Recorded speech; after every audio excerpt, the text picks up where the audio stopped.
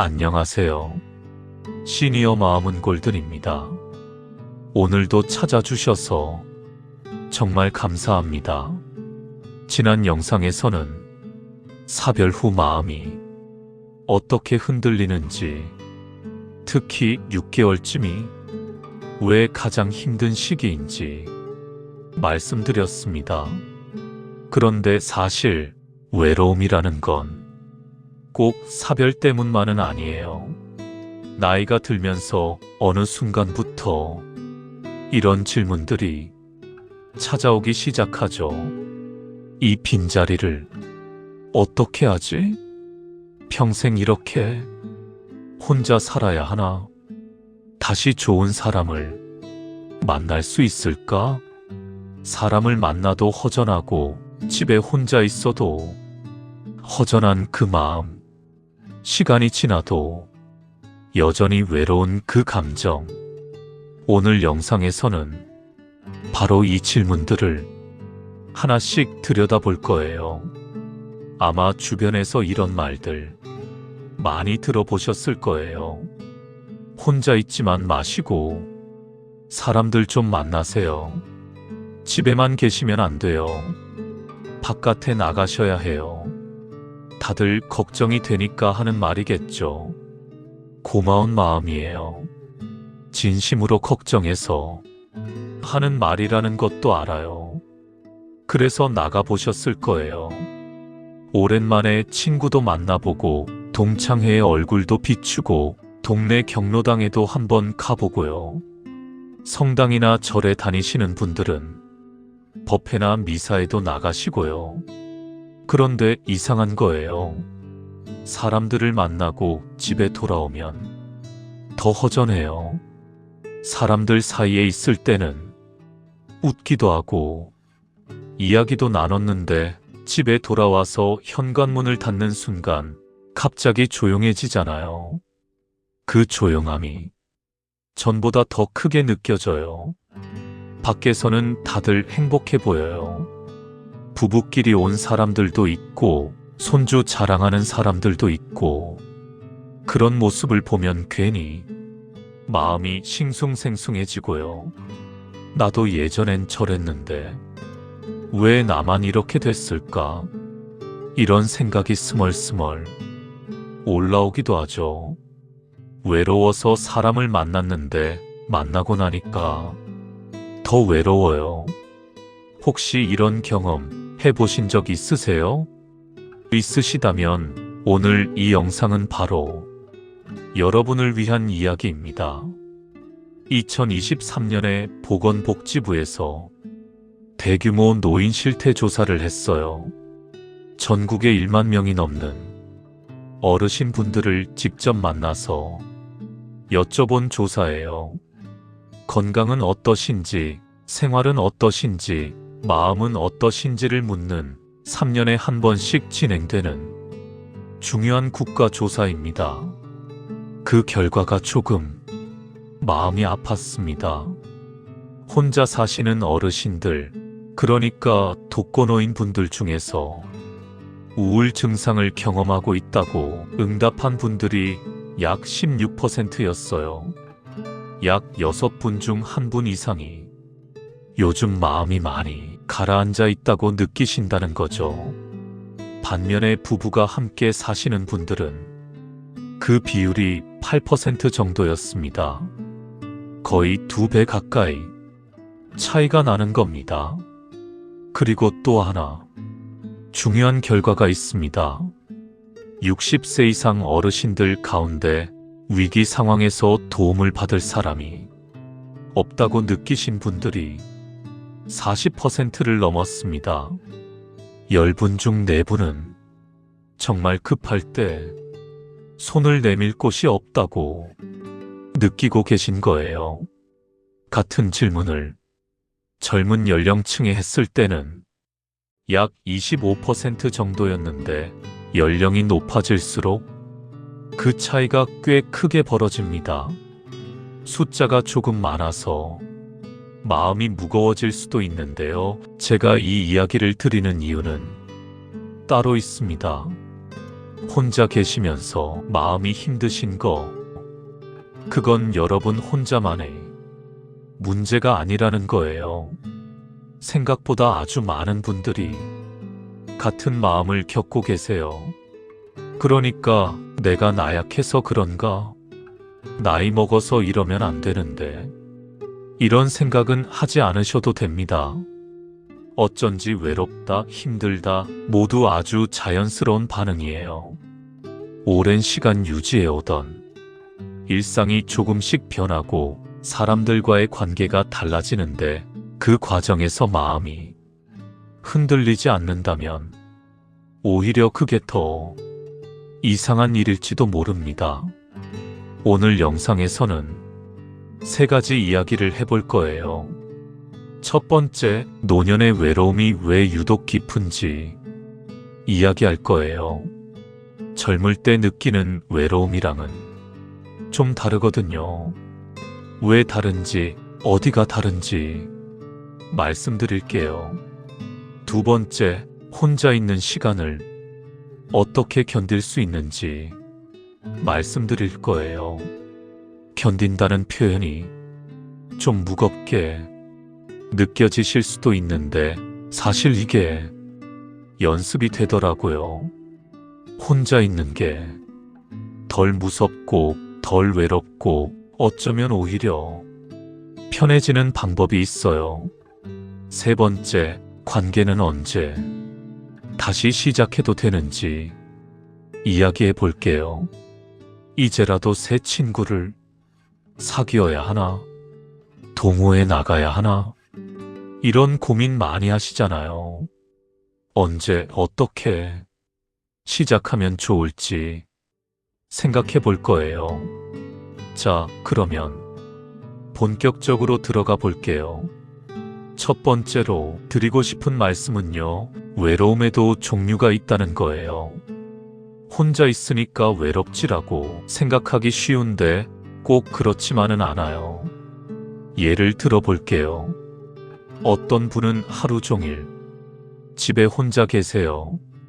찾아오는 사람도 없고 전화도 별로 안 와요. 자녀들은 바빠서 한 달에 한 번 연락 올까 말까 하고요. 객관적으로 보면 굉장히 고립된 상황이에요. 그런데 이상하게도 이분은 크게 외롭지는 않으시대요. 아침에 일어나서 차 한 잔 마시고 화분에 물 주고 산책도 하고 좋아하는 라디오도 듣고 오후에는 책도 읽고 저녁에는 TV 보다가 주무시고 그렇게 하루가 가는 게 나쁘지 않다고 하세요. 혼자 있으니 심심할 때도 있지만 그렇다고 크게 외롭진 않아요.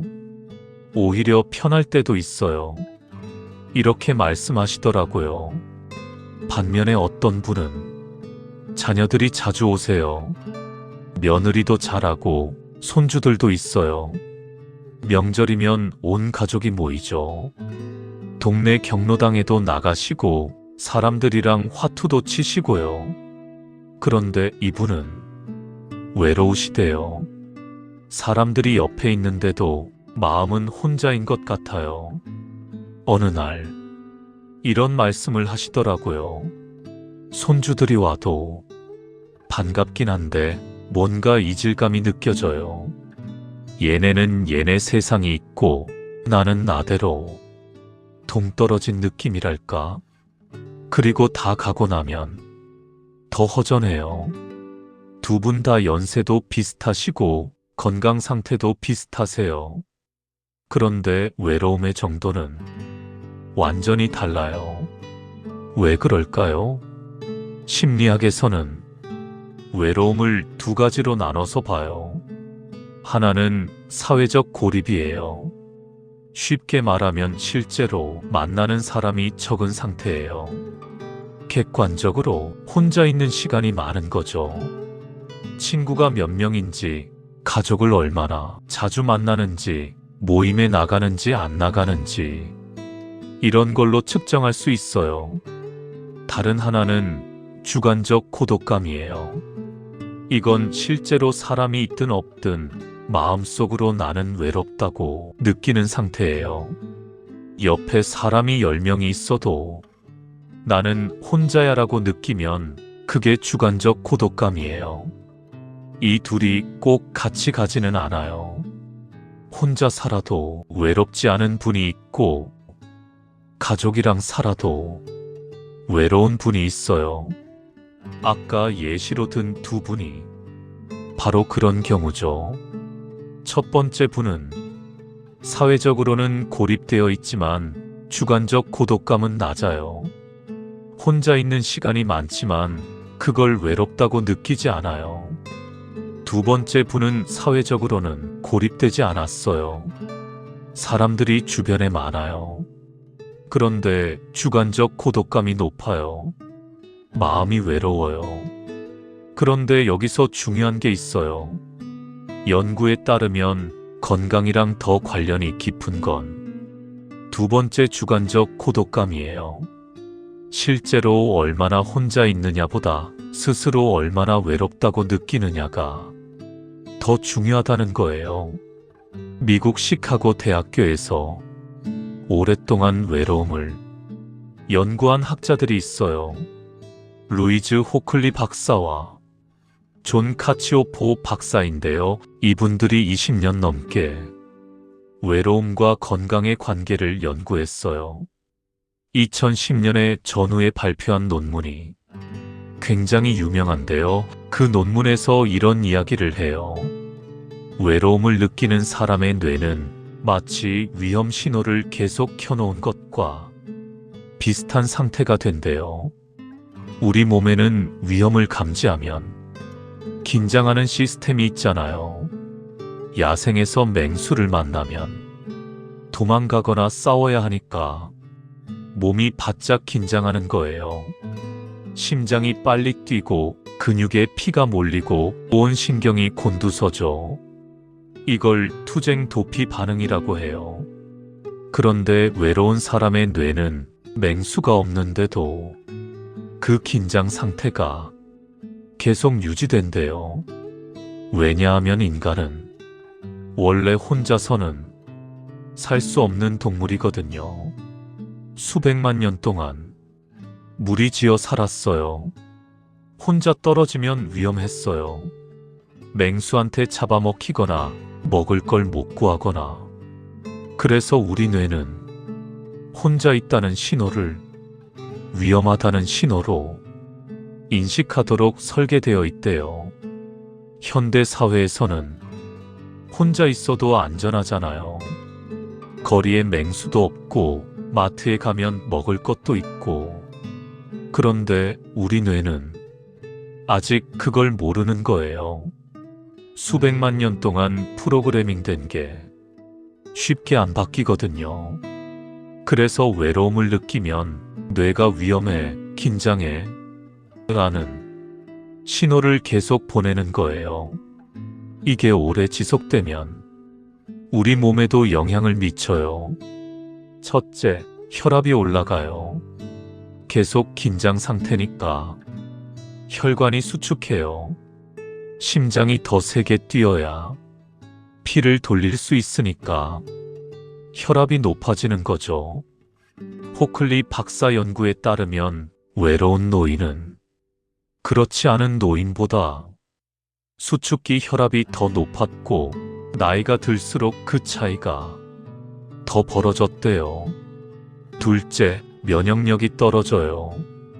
계속 스트레스 호르몬이 분비되니까 면역 체계가 약해져요. 감기에 더 잘 걸리고 상처가 더 늦게 낫고 염증이 더 잘 생기고. 셋째, 잠을 잘 못 자게 돼요. 긴장 상태가 풀리지 않으니까 깊은 잠을 못 자요. 자다가 자주 깨고 아침에 일어나도 개운하지 않아요. 넷째, 인지 기능도 조금씩 영향을 받아요. 기억력이 떨어지거나 판단력이 흐려지거나. 물론 이건 외로움 하나만의 문제는 아니지만 외로움이 오래되면 뇌 건강에도 안 좋다는 연구들이 있어요. 무서운 이야기를 하려고 드리는 말씀이 아니에요. 외로움이 단순히 기분의 문제가 아니라는 걸 말씀드리고 싶은 거예요. 좀 외로우면 어때? 참으면 되지라고 생각하기 쉬운데 사실 외로움은 인체에 실제로 영향을 미치는 거예요. 마음이 아프면 몸도 아파요. 그래서 이 문제를 그냥 넘기면 안 되는 거고요. 그런데 노년기에 이 외로움이 특히 더 심해지는 이유가 있어요. 젊을 때는 외로우면 어떻게든 해결할 방법이 있어요. 새 친구를 사귀든, 동호회를 나가든, 직장에서 사람을 만나든, 연애를 하든, 결혼을 하든, 몸도 건강하고, 에너지도 있고, 기회도 많죠. 그리고 시간이 약이에요. 지금 외로워도 언젠가 좋아지겠지 하는 희망이 있어요. 실제로 시간이 지나면 상황이 바뀌는 경우가 많고요. 그런데 나이가 들면 그게 점점 어려워져요. 일단 체력이 예전 같지 않아요. 누구를 만나러 나가는 그 자체가 일이 돼요. 준비하고 이동하고 이야기하고 돌아오면 피곤하죠. 젊을 때는 친구들을 만나면 에너지가 충전됐는데 이제는 만나고 오면 방전된 느낌이 들 때도 있어요. 그리고 만날 사람도 줄었어요. 친구분들이 하나둘 아프시거나 멀리 가시거나 먼저 떠나시기도 하고요.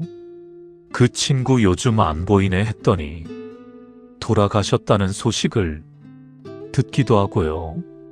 새로운 사람을 사귀는 것도 쉽지 않아요. 이 나이에 새 친구가 무슨 소용인가 하는 마음도 들고 솔직히 귀찮기도 하고요. 새로운 사람한테 나를 설명하고 맞춰가고 그러기엔 에너지가 부족해요. 무엇보다 가장 가까웠던 사람이 떠나면 그 빈자리가 너무 커요. 수십 년을 함께 살았던 사람이에요. 아침에 일어나면 옆에 있던 사람, 밥 먹을 때 마주 앉던 사람, TV 볼 때 옆에 앉던 사람, 잠들기 전에 잘 자요 하던 사람, 그랬던 사람이 곁에 없으면 하루 종일 비어있는 느낌이 들어요. 아침에 눈 뜨면 옆자리가 비어있어요. 밥 먹으려고 식탁에 앉으면 맞은편이 비어있어요. 저녁에 TV 보는데 옆자리가 비어있어요. 잠들기 전에 잘 자요 할 사람이 없어요. 이 빈자리가 하루에 몇 번씩 느껴져요. 특히 식사 시간이 힘들다고 하시는 분들이 많아요. 어떤 분은 아예 식탁에서 안 드신다고 해요. 식탁에 혼자 앉으면 빈자리가 너무 눈에 들어와서요. 그래서 TV 앞에서 드시거나 아예 대충 끼니를 때우신다고요. 밥맛이 없으시대요. 뭘 해도 재미가 없고요. 그만큼 소중했던 사람이 빈자리가 주는 고통이 크다는 뜻이에요. 다른 사람을 만나도 그 빈자리가 채워지지 않아요. 오히려 만나고 오면 저 사람은 배우자가 있는데 나는 없구나 하는 생각에 더 허전해지기도 하고요. 친구를 만나도 자녀를 만나도 그 사람이 채워주던 자리는 그 사람만 채울 수 있어요. 그래서 노년의 외로움은 좀 특별해요. 젊을 때 느끼는 외로움은 사람이 필요해라는 느낌에 가깝다면 노년의 외로움은 그 사람이 필요해라는 느낌에 가까워요. 아무나 만나면 되는 게 아니라 특정한 누군가가 그리운 거예요. 그런데 그 사람은 이제 만날 수가 없죠. 이런 상황에서 사람을 만나세요라는 조언은 사실 별로 도움이 안 돼요. 물론 좋은 의도로 하는 말이에요. 걱정이 되니까 하는 말이죠. 그런데 문제의 본질을 모르고 하는 말이기도 해요. 문제는 단순한 관계의 유무가 아니에요. 마음이 닿는 관계가 사라진 거예요. 그래서 저는 이렇게 말씀드리고 싶어요. 사람이 없어서 외로운 게 아니에요. 마음이 닿지 않아서 외로운 거예요. 진짜 문제는 혼자 있는 시간이 많다는 게 아니라 나를 알아주는 사람이 없다는 느낌이에요. 내 이야기를 들어줄 사람이 없다는 느낌이에요. 나와 마음이 통하는 사람이 없다는 느낌이에요. 이 느낌이 바로 외로움의 본질이에요. 그러니까 해결책도 다르게 접근해야 해요. 무작정 사람을 만난다고 해결되지 않아요. 마음이 닿는 관계를 만들어야 해요. 그런데 여기서 한 가지 더 생각해 볼 게 있어요. 마음이 닿는 관계, 꼭 다른 사람하고만 가능한 걸까요? 나 자신과도 마음이 닿을 수 있지 않을까요? 무슨 말이냐고요? 여기서 한번 정리를 해볼게요. 노년의 외로움이 왜 깊은지, 왜 젊을 때랑 다른지 말씀드렸어요. 첫째, 외로움에는 두 종류가 있어요. 사회적 고립과 주관적 고독감. 실제로 혼자 있는 것과 스스로 외롭다고 느끼는 건 다른 거예요. 둘째, 건강에 더 영향을 미치는 건 주관적 고독감이에요. 실제로 혼자 있는 시간보다 스스로 외롭다고 느끼는 게 더 중요해요. 셋째, 외로움은 인체에 실제로 영향을 미쳐요. 혈압이 오르고 면역력이 떨어지고 잠도 잘 못 자게 돼요. 그냥 기분 문제가 아니에요. 넷째, 노년기의 외로움이 특히 깊은 이유가 있어요. 체력이 떨어지고 만날 사람이 줄고 무엇보다 가장 가까웠던 사람이 빈자리가 너무 커요. 다섯째, 이 빈자리는 다른 사람으로 쉽게 채워지지 않아요. 사람을 만나도 여전히 외롭고 오히려 만나고 오면 더 허전해질 수 있어요. 그러니까 외로움의 해결책은 사람을 만나는 것이 아니에요. 외로움의 반대말은 마음이 닿는 것이에요.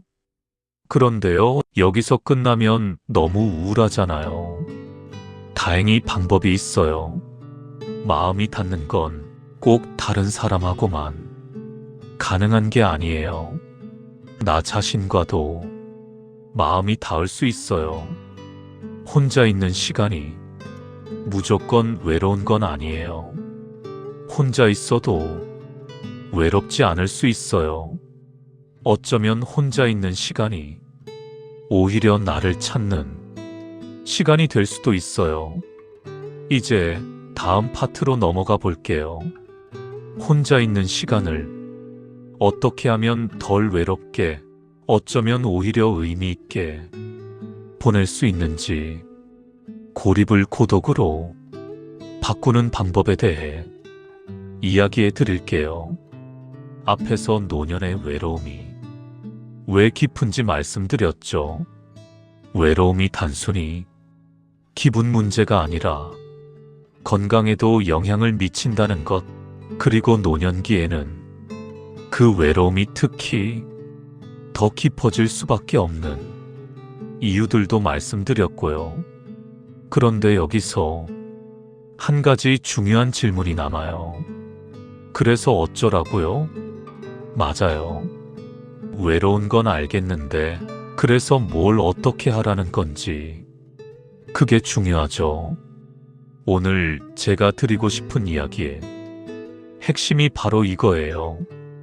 혼자 있는 시간이 꼭 나쁜 건 아니에요. 혼자 있어도 외롭지 않을 수 있어요. 어쩌면 혼자 있는 시간이 오히려 나를 찾는 시간이 될 수도 있어요. 무슨 뜬구름 잡는 소리냐고요? 아니에요. 이건 실제로 연구가 된 내용이에요. 심리학에서는 혼자 있는 것을 두 가지로 나눠서 봐요. 하나는 외로움이에요. 외로움은 결핍의 느낌이에요. 뭔가 부족한 느낌, 사람이 필요한데 없는 느낌, 연결이 끊어진 느낌. 이건 고통스러운 감정이에요. 다른 하나는 고독이에요. 고독은 외로움이랑 다르게 선택의 느낌이에요. 내가 일부러 혼자 있는 거예요. 혼자 있는 시간이 필요해서 선택한 거예요. 같은 혼자인데 완전히 다른 거예요.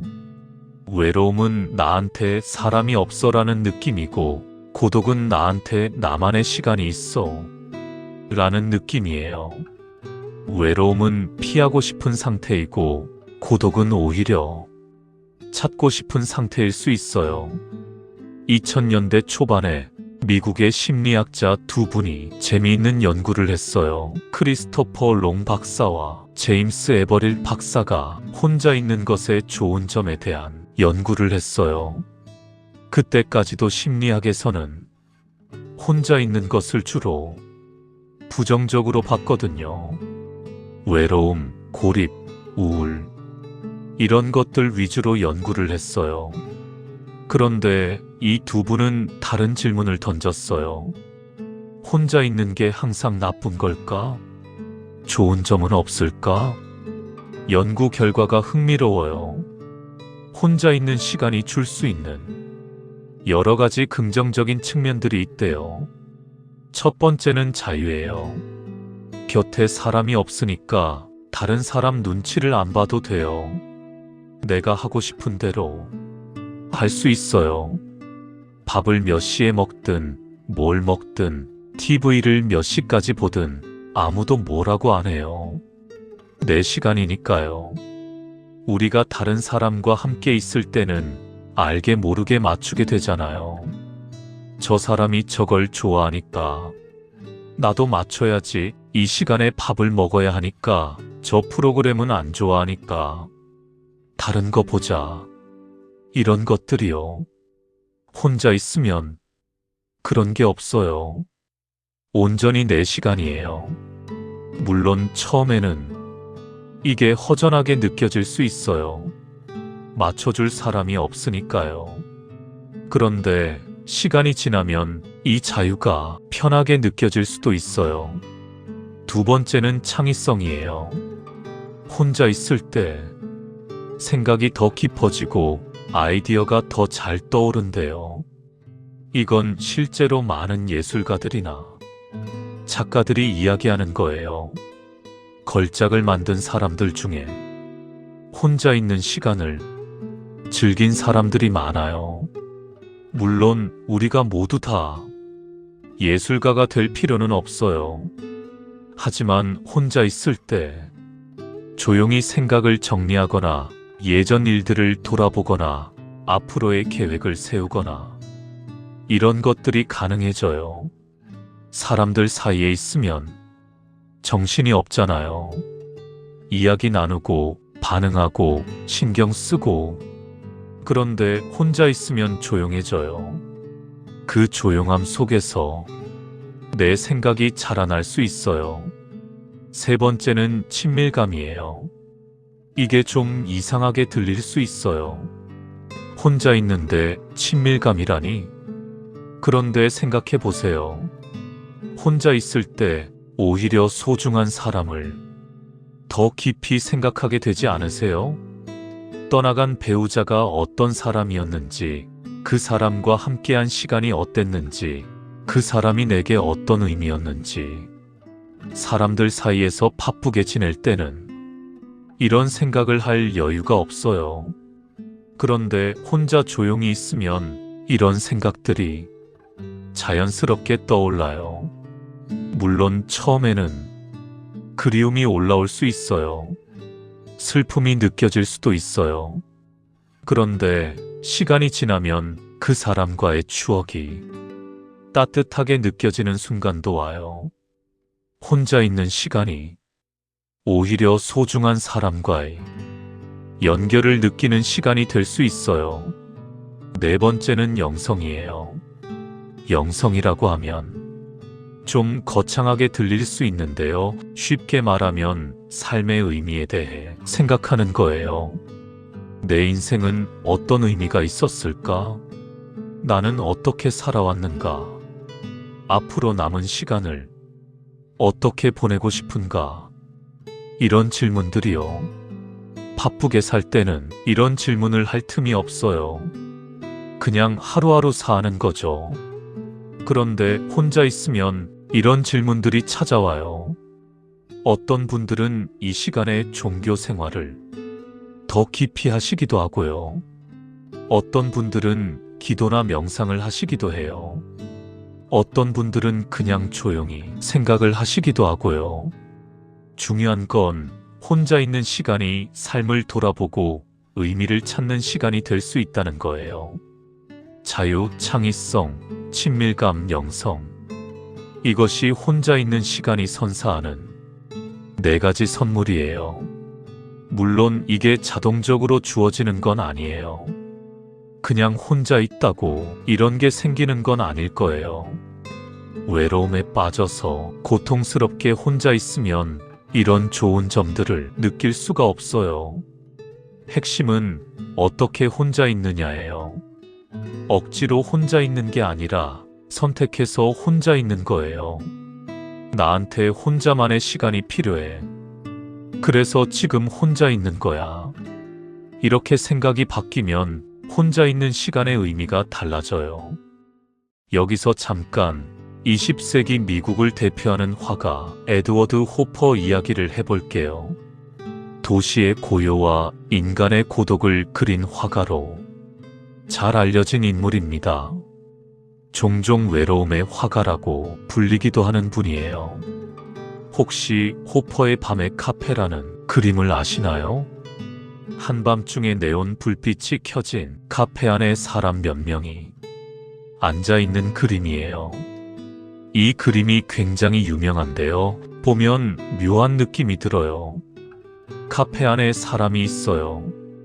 그런데 다들 각자 저만치 떨어져 앉아 있어요. 서로 아무런 대화도 연결도 없어 보여요. 호퍼의 다른 그림들도 대부분 비슷해요. 호텔 방에 혼자 앉아 있는 여자, 빈 사무실에 혼자 있는 남자, 기차역에서 혼자 앉아 있는 사람. 다 혼자예요. 다 외로워 보여요. 그런데 재미있는 건요. 이 사람들이 불행해 보이지는 않아요. 외로워 보이기는 한데 무너져 있지는 않아요. 그냥 조용히 자기만의 시간을 보내고 있는 것 같아요. 호퍼 본인도 그런 사람이었대요. 아내가 있었는데 아내하고도 말을 많이 하지 않았다고 해요. 둘이 같은 공간에 있어도 각자 자기 일을 하면서 조용히 지내는 시간이 많았대요. 어떤 사람들이 봤을 때는 이상해 보일 수 있어요. 부부 사이인데 왜 저렇게 말이 없어? 그런데 호퍼한테는 그게 편했던 것 같아요. 혼자 있는 시간, 조용한 시간, 생각에 잠기는 시간. 그것이 그에게 필요한 시간이었던 거예요. 호퍼의 그림을 보면요. 외로움이 느껴지면서도 이상하게 평화로워요. 이 사람은 혼자지만 괜찮아 보여. 이런 느낌이 들어요. 저는 어쩌면 이게 바로 고독의 모습이 아닐까 생각해요. 외로움은 고통스러워요. 내 곁에는 아무도 없어. 어떻게? 라는 느낌이니까요. 그런데 고독은 좀 달라요. 나는 지금 혼자야. 그리고 그게 괜찮아 라는 느낌이에요. 호퍼의 그림 속 사람들이 그래요. 혼자예요. 그런데 무너져 있지 않아요. 자기만의 시간을 조용히 보내고 있어요. 그걸 보고 있으면 이런 생각이 들죠. 우리도 그렇게 될 수 있지 않을까요? 혼자 있어도 괜찮을 수 있지 않을까요? 이런 생각은 사실 요즘 우리 주변의 문화에서도 조금씩 익숙해지고 있습니다. 여기서 일본의 문화 이야기를 좀 해볼게요. 일본에는 소로카츠라는 말이 있어요. 솔로 활동, 그러니까 혼자서 하는 활동이라는 뜻입니다. 지금은 꽤 익숙한 말이지만 처음부터 자연스럽게 받아들여진 건 아니었어요. 예전에 일본도 한국과 크게 다르지 않았거든요. 혼자 밥을 먹거나 혼자 어딘가를 가면 저 사람 친구가 없나? 왜 혼자 저러지? 이런 시선이 따라붙었었죠. 그런데 분위기가 달라지는 계기가 하나 생깁니다. 2019년에 아사히 마유미라는 작가가 쓴 책이 있는데요. 혼자 활동하는 즐거움에 대한 에세이집이에요. 이 책은 혼자 밥 먹기, 혼자 영화 보기, 혼자 여행 가기 같은 일상을 조금도 특별하지 않게 아주 담담하게 그려냈는데요. 이 이야기가 많은 공감을 얻으면서 TV 드라마로도 만들어졌습니다. 그 이후로 소로카츠라는 말이 외로움의 상징이 아니라 자기만의 시간을 즐기는 법처럼 받아들여지기 시작했어요. 이런 변화는 젊은 사람들의 이야기만은 아닙니다. 지금 일본에서는 은퇴 이후의 중장년층이나 노년층에서도 혼자 여행을 가고 혼자 식당에 들어가고 혼자 공연이나 전시를 보러 가는 모습이 더 이상 낯설지 않아요. 한국도 비슷하죠. 혼밥, 혼영, 혼행 같은 말들은 이제 굳이 설명하지 않아도 될 만큼 익숙해졌잖아요. 그럼 이런 생각이 들 수 있어요. 저 사람들은 젊으니까 가능한 거 아니야? 나 같은 나이에 혼자 다니면 더 쓸쓸해지지 않을까? 그런데 많은 분들이 막상 해보고 나서 이렇게 말씀하세요. 처음엔 좀 어색했는데 생각보다 마음이 편하더라. 왜 그럴까요? 혼자 있을 때 오히려 내가 뭘 좋아하는지를 천천히 느낄 수 있기 때문이에요. 다른 사람과 함께 있으면 우리는 자연스럽게 맞추게 됩니다. 상대방이 좋아하는 음식, 상대방이 편한 시간, 상대방이 가고 싶은 장소. 그게 나쁘다는 건 아니에요. 다만 그렇게 오랫동안 살아오다 보면 어느 순간 나는 뭘 좋아하지? 이 질문에 대한 답이 잘 떠오르지 않게 되기도 해요. 그런데 혼자 있으면 이런 질문들과 답이 다시 떠올라요. 아, 나는 이런 음악이 좋구나. 나는 이런 음식이 편하구나. 이런 리듬의 하루가 나에게 맞구나. 특히 노년기에는 누군가에게 맞추기보다 이제야 비로소 나에게 맞춰볼 수 있는 시간이 처음으로 주어지기도 합니다. 혼자 있는 시간은 외로움을 키우는 시간이 될 수도 있지만 동시에 진짜 나를 다시 만나는 시간이 될 수도 있어요. 어쩌면 이렇게 혼자 즐기는 문화는 외로움이 아니라 선택된 혼자 있음에 더 가깝습니다. 그리고 노년기에 들어서 이 선택은 오히려 더 중요한 삶의 기술이 되기도 합니다. 혼자여도 괜찮을 수 있다. 내가 나로 있어도 되는 시간이 올 수 있다는 작지만 꼭 필요한 변화의 가능성을 만들어주는 거죠. 그런데요, 이게 쉬운 건 아니에요. 오랫동안 누군가와 함께 살다가 갑자기 혼자가 되면 혼자 있는 게 익숙하지 않아요. 처음에는 외롭고 무섭고 뭘 해야 할지 모르겠고 당연한 거예요. 누구나 처음부터 혼자는 아니었으니까 적응이 어려운 건 당연해요. 그래서 연습이 필요해요. 혼자 있는 걸 연습하는 거예요. 어떻게 연습하냐고요? 일부러 하루에 조금씩 혼자만의 시간을 갖는 거예요. 30분이라도 충분할 수 있어요. 그 30분 동안은 일부러 아무것도 안 하는 거예요. TV도 안 켜고 라디오도 안 틀고 전화도 안 받고 그냥 조용히 있어 보는 거예요. 처음에는 엄청 불편할 거예요. 조용함이 무섭게 느껴질 수도 있어요. 뭔가 해야 할 것 같은 느낌이 들 수도 있고요. 그런데 며칠 하다 보면 조금씩 익숙해져요. 아, 조용하네. 이것도 나쁘지 않네. 이런 느낌이 살짝 드는 순간이 와요. 그 30분 동안 뭘 하면 좋을까요? 아무것도 안 해도 돼요. 그냥 가만히 앉아 있어도 돼요. 하지만 뭔가 하고 싶으시면 이런 것들을 추천드려요. 창밖을 바라보는 거예요. 그냥 멍하니 바라보는 거예요. 지나가는 사람들, 움직이는 구름, 흔들리는 나뭇잎, 그런 거 보면서 시간을 보내는 거예요. 마시는 것도 좋아요. 커피든 녹차든 생각차든 따뜻한 거 한 잔 천천히 마시면서 앉아 있는 거예요. 급하게 마시지 말고 한 모금씩 천천히요. 소중한 추억들을 떠올려 보는 거예요.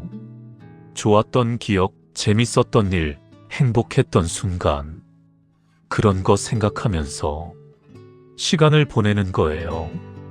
일기를 써보는 것도 좋아요. 거창하게 쓸 필요 없어요. 오늘 뭘 했는지, 뭘 느꼈는지 몇 줄만 적어보는 거예요. 중요한 건 그 시간을 내 시간으로 여기는 거예요. 지금 이 시간은 나만의 시간이야. 아무도 방해 안 해. 내가 원하는 대로, 내 마음대로 쓸 수 있어. 이렇게 생각하면 혼자 있는 시간이 조금씩 편해져요. 물론 이게 외로움을 완전히 없애주지는 않아요. 여전히 외로울 때가 있을 거예요. 그 사람이 그리울 때가 있을 거예요. 누군가의 빈자리가 크게 느껴질 때가 있을 거예요. 그건 당연한 거예요. 그게 사람이에요. 하지만 혼자 있는 시간이 조금씩 편해지면 외로움의 무게가 조금은 가벼워져요. 혼자 있는 게 반드시 외로운 건 아니구나. 혼자 있어도 괜찮은 시간이 있구나.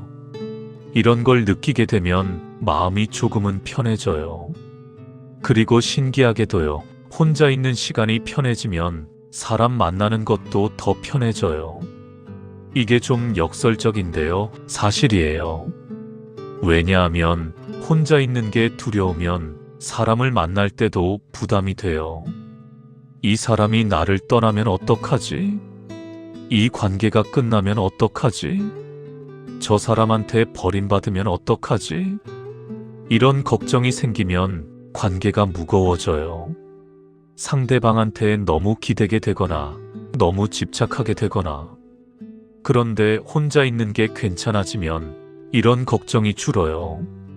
만나면 좋고 헤어져도 나는 괜찮아. 이런 마음이 생기면 관계가 훨씬 가벼워지고 편해져요. 여기서 정리를 한번 해볼게요. 외로움과 고독은 다른 거예요. 외로움은 결핍이에요. 사람이 필요한데 없는 느낌이에요.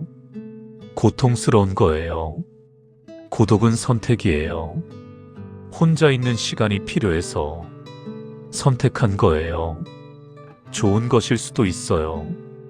혼자 있는 시간은 4가지 선물을 줄 수 있어요. 자유와 창의성, 친밀감과 영성. 에드워드 호퍼의 그림 속 사람들처럼 혼자 있어도 무너지지 않을 수 있어요.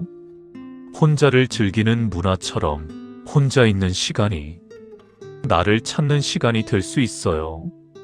하루 30분 혼자 있는 연습을 조금씩 해보세요. 조용히, 천천히 내 시간을 갖는 거예요. 그러다 보면 혼자 있는 게 조금씩 편해져요. 그런데요, 여기서 한 가지 더 말씀드릴 게 있어요. 혼자 있는 게 편해지면 그때 새로운 관계를 시작할 준비가 된 거예요. 외로워서 사람을 만나면 관계가 힘들어요.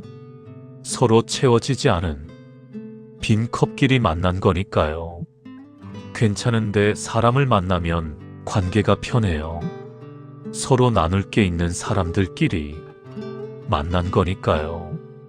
자, 이제 마지막 파트에서는 관계는 언제 다시 시작해도 되는지, 어떻게 시작하면 좋은지, 그리고 어떤 관계가 진짜 도움이 되는 관계인지에 대해서 이야기해 볼게요. 앞에서 2가지를 말씀드렸죠. 첫 번째, 노년의 외로움이 왜 깊은지. 사람이 없어서 외로운 게 아니라 마음이 닿지 않아서 외로운 거라고 했어요. 2번째, 혼자 있는 시간이 꼭 나쁜 건 아니라고 했어요. 외로움과 고독은 다르고 혼자 있는 연습을 하면 그 시간이 오히려 나를 찾는 시간이 될 수 있다고 했죠. 그런데 여기서 질문이 생겨요. 그래서 새로운 관계는 언제 시작해도 되는 거예요? 친구를 새로 사귀어야 하나요? 동호회 같은 데 나가야 하나요? 이 질문에 대한 제 대답부터 먼저 드릴게요. 급하지 않으셔도 돼요. 왜 급하지 않아도 되냐면요. 관계라는 게 타이밍이 중요하기 때문이에요.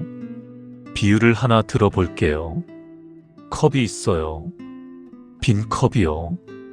이 컵이 비어 있으면 다른 사람한테서 뭔가를 받고 싶어져요. 나한테 뭔가 채워줘라는 마음이 생기는 거죠. 그런데 문제는 상대방의 컵도 비어 있을 수 있단 거예요. 빈 컵끼리 만나면 어떻게 될까요? 서로가 상대에게 뭔가를 달라고 하는데 줄 게 없어요. 둘 다 비어 있으니까요. 그러면 관계가 힘들어져요. 서로한테 기대하는데 채워지지가 않으니까 실망하게 되고 서운하게 되고 결국 멀어지게 돼요. 배우자를 잃고 나서 바로 새로운 관계를 찾으시는 분들이 있어요. 외로우니까요. 빈자리가 크니까요. 당연히 그럴 수 있어요.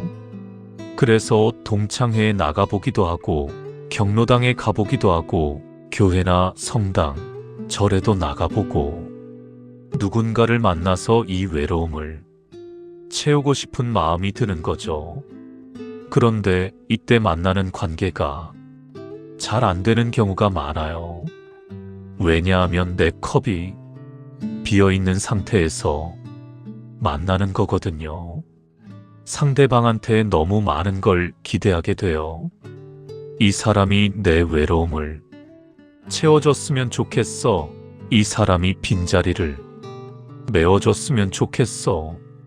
그런데 상대방은 그걸 다 채워줄 수가 없어요. 상대방도 자기 삶이 있고 자기 문제가 있고 자기 한계가 있으니까요. 그러면 실망하게 돼요. 저 사람은 생각했던 것만큼 날 챙겨주지 않네. 저 사람도 결국 나한테 관심이 없구나. 이런 식으로 관계가 틀어지는 경우가 많아요. 그래서 제가 드리고 싶은 말씀은요. 관계를 시작하기 전에 내 컵을 먼저 채우시라는 거예요. 완전히 채울 필요는 없어요. 그건 불가능해요. 사람은 원래 좀 빈 구석이 있는 거니까요. 하지만 최소한 절반 이상은 채워진 상태에서 관계를 시작하면 훨씬 편해요. 나는 혼자 있어도 어느 정도는 괜찮아. 그런데 누군가랑 함께하면 더 좋겠다. 이런 마음으로 관계를 시작하면 상대방한테 너무 기대하지 않게 돼요. 저 사람이 나를 채워줘야 해가 아니라 저 사람이랑 함께하면 좋겠다가 되는 거예요. 이 차이가 커요. 그러면 혼자가 된 지 얼마나 지나서 새로운 관계를 시작해도 되는 걸까요? 정해진 기간은 없어요. 사람마다 다르거든요.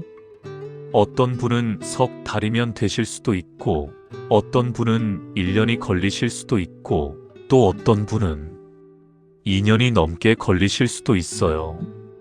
기간이 중요한 게 아니에요. 중요한 건 느낌이에요. 혼자 있어도 어느 정도는 괜찮다는 느낌이 드실 때, 그때가 새 관계를 시작해도 되는 때예요.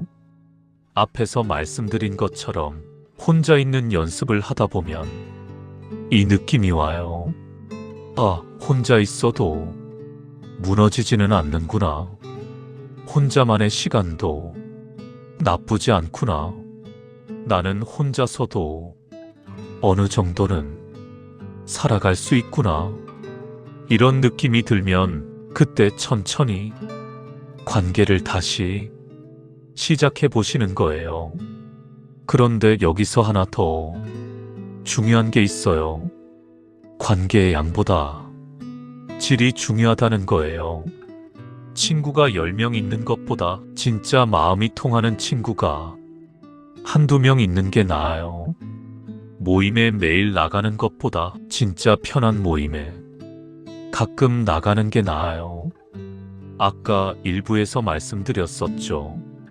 건강에 영향을 미치는 건 실제로 만나는 사람의 수가 아니라 스스로 얼마나 외롭다고 느끼느냐라고요.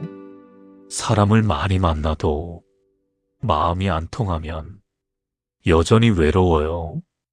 반대로 사람을 적게 만나도 마음이 통하면 외롭지 않아요.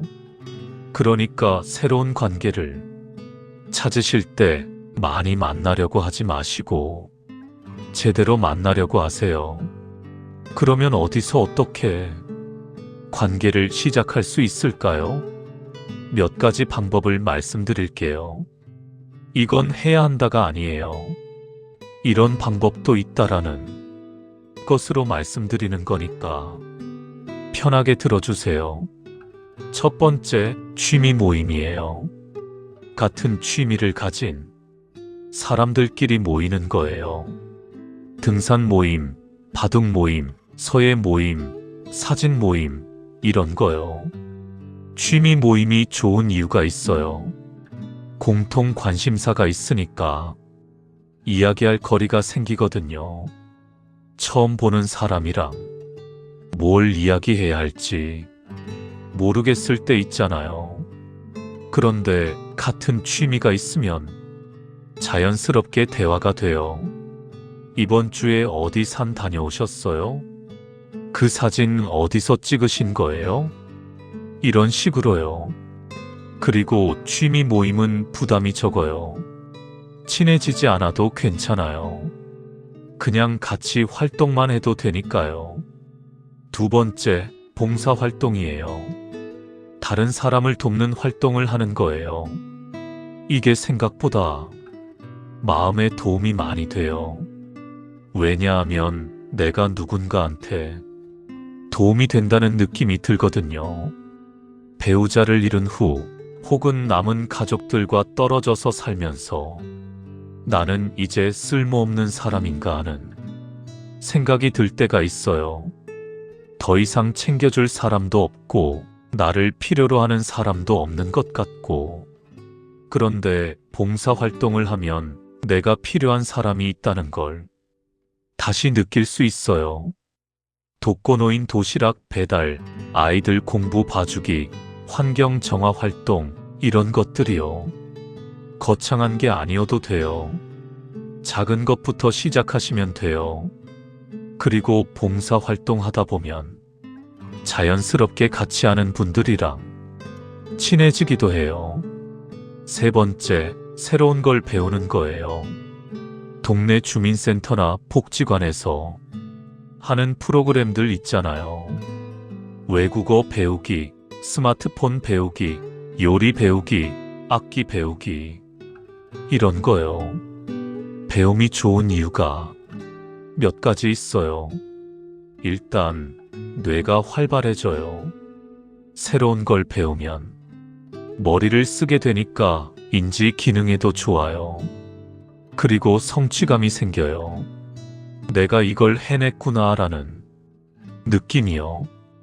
또 같이 배우는 분들이랑 자연스럽게 친해져요. 모르는 거 물어보기도 하고 같이 어려워하기도 하고, 그러다 보면 동료의식이 생기거든요. 네 번째, 온라인 커뮤니티예요. 요즘은 인터넷으로 사람을 만날 수도 있어요.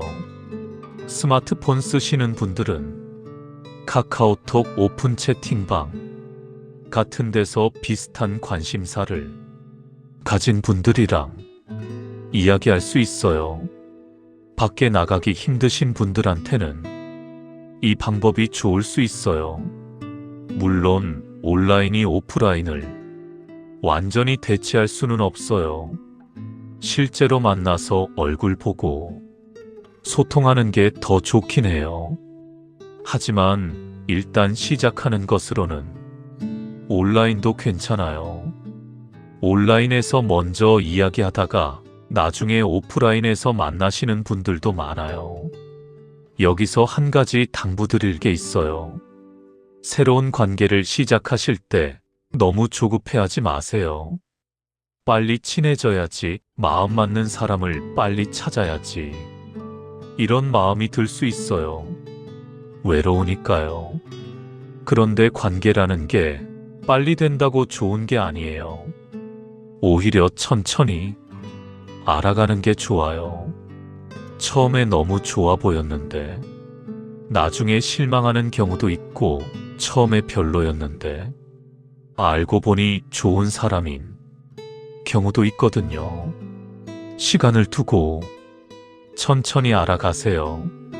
그리고 모든 관계가 다 성공할 필요 없어요. 맞는 사람도 있고 안 맞는 사람도 있어요. 그게 당연한 거예요. 안 맞는 사람 만났다고 실망하지 마시고 천천히 맞는 사람을 찾아가시면 돼요. 마지막으로 한 가지 더 말씀드릴게요. 새로운 관계가 떠나간 사람을 대신하지는 않아요. 새 친구를 사귀어도 이제 곁에 없는 사람들의 빈자리는 여전해요. 그건 어쩔 수 없는 거예요. 수십 년을 함께한 사람이나 먼저 떠나보낸 가족, 그리고 특별하고 소중했던 과거의 인연들, 그 자리들을 새로운 사람이 다 채울 수는 없어요. 새로운 관계는 그 빈자리들을 채우는 게 아니에요. 새로운 관계는 새로운 자리를 만드는 거예요. 떠나간 사람의 자리는 그대로 두고 옆에 새로운 자리를 하나 더 만드는 거예요. 그래서 새로운 관계를 맺는다고 해서 떠나간 사람을 잊는 게 아니에요. 배신하는 것도 아니에요. 떠나간 사람은 마음속에 그대로 있고, 새로운 사람은 새로운 자리에 두는 거예요. 이렇게 생각하시면 새로운 관계를 맺는 게 좀 더 편해지실 거예요. 자, 오늘 이야기가 좀 길었죠? 정리를 한번 해볼게요. 오늘 3가지 이야기를 했어요. 첫 번째, 노년의 외로움이 왜 깊은지 이야기했어요. 외로움에는 2 종류가 있어요. 사회적 고립과 주관적 고독감. 실제로 혼자 있는 거랑 스스로 외롭다고 느끼는 건 서로 다른 거예요. 건강에 더 영향을 미치는 건 주관적 고독감이에요. 사람을 많이 만나도 마음이 안 통하면 외로워요. 노년기의 외로움이 깊어지는 이유가 있어요. 체력이 떨어지고 만날 사람이 줄고 무엇보다 가장 가까웠던 사람이 빈자리가 너무 커요. 그 빈자리는 다른 사람으로 채워지지 않아요. 그래서 사람을 만나세요라는 조언이 별로 도움이 안 되는 거예요. 2 번째, 혼자 있는 연습에 대해 이야기했어요. 외로움과 고독은 다른 거예요. 외로움은 결핍이고 고독은 선택이에요.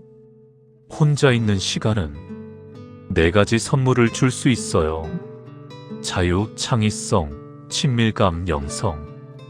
에드워드 호퍼라는 화가의 그림 속 사람들처럼 혼자 있어도 무너지지 않을 수 있어요. 혼자를 즐기는 문화처럼 혼자 있는 시간이 진짜 나를 찾는 시간이 될 수 있어요. 하루 30분 조용히 혼자 있는 연습을 해보세요.